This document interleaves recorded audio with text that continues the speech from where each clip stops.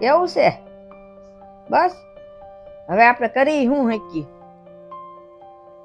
બેન તને એક વાત કહું, ખોટું ન લાગે તો, તારે છે ને વહુનું સુખ જ નહીં હોય નસીબમાં. આ તો કાંઈ વાંધો નહીં હવે, અને તું છે ને તારું ધ્યાન રાખજે હવે. કે મમ્મી શું થયું? તારા માસી છે ને એને છે ને એની વહુ છે ને બે ટાઈમ હરખું જમવાનું નથી આપતી અને હરખી રીતે રાખતી નથી.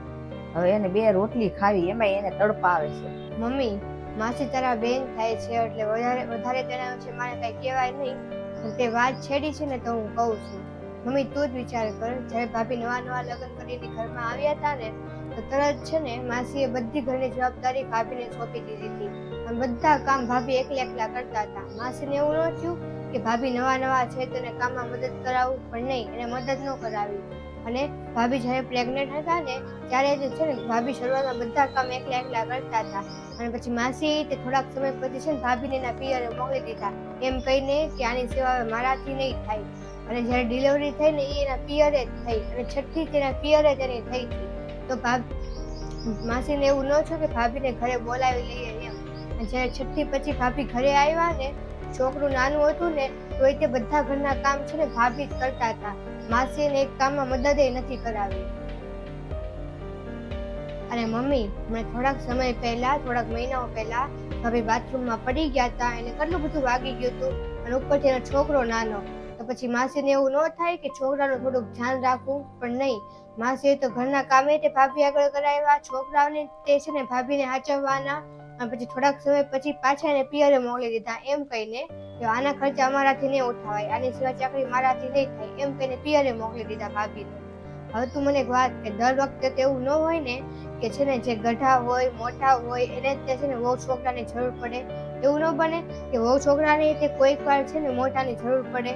તું જ વિચાર કર મમ્મી, તું જ કે આમાં ભાભી ક્યાં ખોટા છે? તે કીધું નહીં, હાવ સાચી વાત કીધી. મોટા તો છે ને એની ભૂલને સ્વીકારતા જ નથી અને એને ભૂલ દેખાતી જ નથી. પછી એને છે ને ગઢા થાય ને પછી એને છે ને એને એમ થાય મારા વહુ છોકરામાં સેવા કરશે.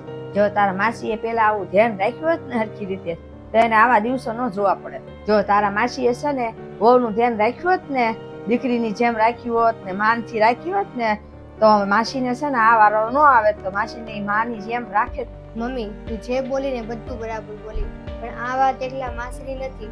આપણા ભારતમાં એવા કેટલા સાસુ છે કે જે પોતાની વહુને દીકરીની જેમ નહીં, વહુની જેમ નહીં, પણ એક નોકરાની નજરેથી જોવે છે અને પછી ભવિષ્યમાં એવી આશા રાખે છે કે પોતાની વહુ તેને છે ને એક માની જેમ રાખે.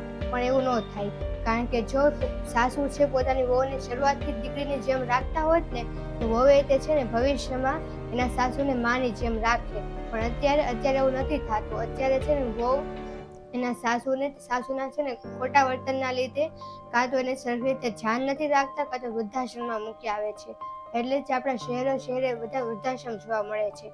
જો સાસુએ તે પહેલેથી વહુનું ધ્યાન રાખ્યું હોત ને તો અત્યારે શહેરમાં છે ને વૃદ્ધાશ્રમ જોવા ન મળે.